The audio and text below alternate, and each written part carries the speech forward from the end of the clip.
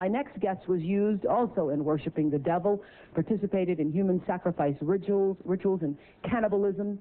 She says her family has been involved in rituals for generations. She is currently in extensive therapy, suffers from multiple personality disorder, meaning she's blocked out many of the terrifying and painful memories of her childhood. Meet Rachel, who is also in disguise to protect her identity. You come from generations of ritualistic abuse? Yes, my family has an extensive family tree, and they keep track of who's been involved and who hasn't been involved. And it's gone back to, like, 1700. And so you were... Right, I was born into a family that believes in this. And does everyone else think it's a nice Jewish family?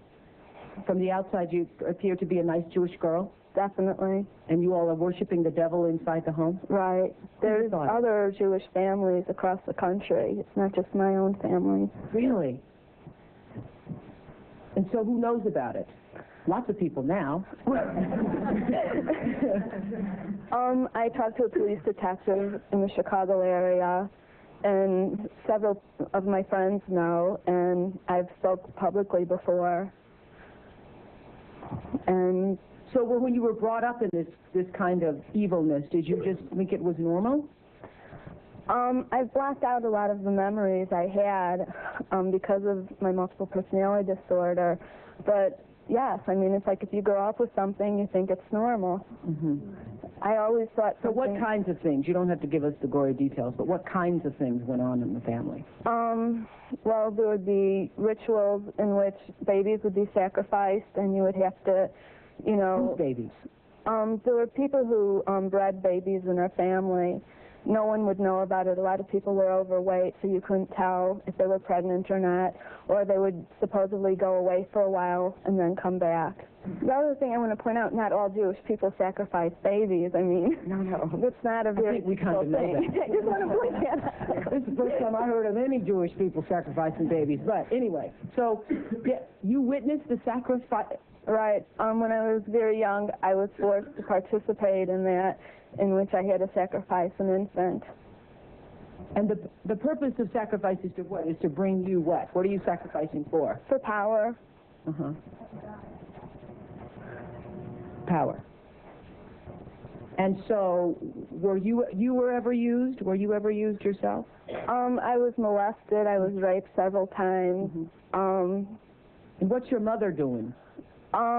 She's... In all of this? What's her role in all of this? I'm not exactly what her role is. I haven't, recovered all of my memories, but her family was extremely involved.